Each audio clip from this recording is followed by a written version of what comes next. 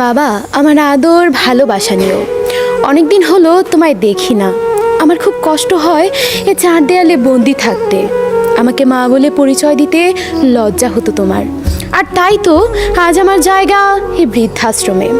তোমার প্রতি আমার কোনো অভিযোগ নেই, কেবল আমার শেষ একটা ইচ্ছে রেখো।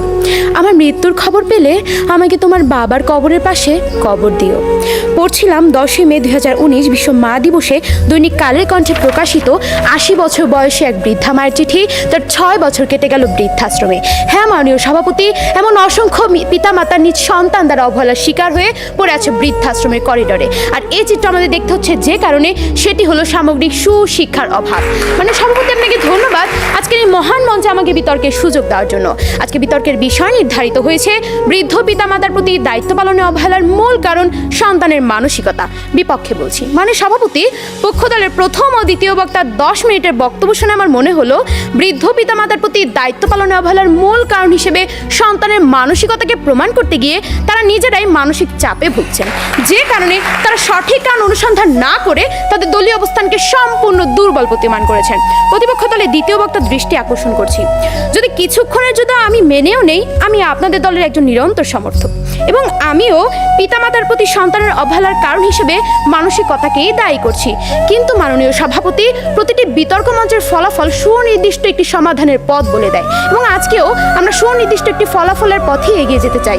আর ঠিক তখনই প্রশ্ন ওঠে, আজকে পিতামাতার প্রতি অবহেলার জায়গাটি থেকে সন্তানদের বের করে আনার জন্য কোন অভাবটি পূরণ করা অতীব প্রয়োজন। আর ঠিক তখনই সমর্থনের জায়গা থেকে যদি আমরা মানসিকতার অভাবটি পূরণ করতে চাই, তাহলে এখানে উপস্থিত সকলেই সুশিক্ষার অভাবকে এর প্রধান হাতিয়ার হিসেবে তুলে ধরবে। মানে সভাপতি, যখন পিতামাতার প্রতি দায়িত্ব পালনে অবহেলার সমস্যা সমাধানে আমাদের দেখে যাওয়া সুশিক্ষাই হয় এর মূল উপকরণ, তখন একথা ইতোমধ্যেই প্রমাণিত হয় যে মানসিকতা নয় বরং সুশিক্ষার অভাবই বৃদ্ধ পিতামাতার প্রতি দায়িত্ব পালনে অবহেলার মূল কারণ। অর্থাৎ এখানে প্রতিপক্ষ দলের দ্বিতীয় বক্তার যুক্তির আর কোনো রকম দৃঢ়তা থাকে না। মানে সভাপতি, এরপর যে আমি আমার দলের প্রথম বক্তার উপস্থাপিত দ্বিতীয় ক্ষেত্রটি অর্থাৎ সন্তানের সুষ্ঠু সামাজিকীকরণের অভাবে বৃদ্ধ পিতামাতার প্রতি দায়িত্ব পালনের অবহেলার কারণটি ব্যাখ্যা করছি। বিখ্যাত সমাজবিজ্ঞানী কিংসলে ডেভিসের মতে সামাজিকীকরণ এমন একটি মাধ্যম যার মাধ্যমে মানুষ শিশু ক্রমশ ব্যক্তিত্বপূর্ণ মানুষে পরিণত হয়, এবং এই প্রক্রিয়া ছাড়া ব্যক্তি তার ব্যক্তিত্ব লাভে ব্যর্থ হয় এবং সমাজে সে একজন যোগ্য ও উপযুক্ত নাগরিক হিসেবে গড়ে উঠতে পারে না। অথচ মাননীয় সভাপতি, আমাদের সেই সামাজিকীকরণের চিত্রে এখন দেখতে পাওয়া যায় এক ভিন্ন আবহ। দুরন্তপনা শিশু কিশোরদের ছুটে চলা মাঠের পর মাঠ, ডাঙ্গুলি, লাটিম কিংবা দাঁড় বেয়ে নৌকা চালানো, স্কুলের সময় হলে স্কুলে যাওয়া, এই ছিল শিশুদের সামাজিকীকরণের চিত্র। কিন্তু সেখানে এখন দেখা যায় নগরায়ন কিংবা শহরায়নের আধুনিকতায় গ্যাং কালচার, বন্ধুত্বে বিভেদ অথবা মাদকাসক্তি। মানে সভাপতি, লক্ষ্য করুন, একটি তথ্যচিত্র তুলে ধরছি। 2018 সালের 4 অক্টোবর এক প্রতিবেদনে উঠে এসেছে দেশে মাদকাসক্তির সংখ্যা 36 লাখ। এর মধ্যে 18 বছর বা তার বেশি বয়সী মাদকাসক্তির সংখ্যা 35,35,300। তথ্যসূত্র মাদক নিয়ন্ত্রণ অধিদপ্তরের অফিসিয়াল ওয়েবসাইট। মানে সভাপতি, যখন একজন মানুষ মাদকাসক্তির ফলে নিজের জীবনটাই নষ্ট করে ফেলে, তখন সে কিভাবে তার বৃদ্ধ পিতামাতার ভরণ পোষণের দায়িত্ব নেবে? মানে সভাপতি, লক্ষ্য করুন, বর্তমানে বেশিরভাগ পরিবারে বাবা ব্যস্ত ল্যাপটপে, মা সিরিয়ালে আর সন্তান মোবাইল ফোনে। পরিবারে একে অপরের উপর দায়বদ্ধতা, দায়িত্বশীলতা, আস্থার হিসেব চুকে আমরা গ্রহণ করছি যান্ত্রিকতা। আর এ কারণে 71.8% পরিবারের সন্তানের সাথে দূরত্ব বাড়ছে তার পিতামাতা। তথ্যসূত্র dgfp.gov.pg।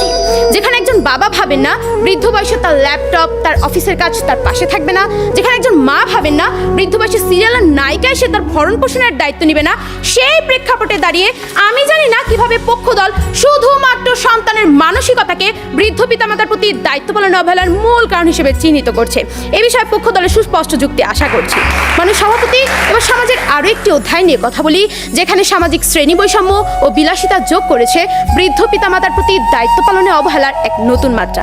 এই ধারাবাহিকতা একজন মানুষ যখন দেখে তার প্রতিবেশীর বিশাল গাড়ি, বিলাসবহুল বাড়ি, তখন তার আফসোস হয়।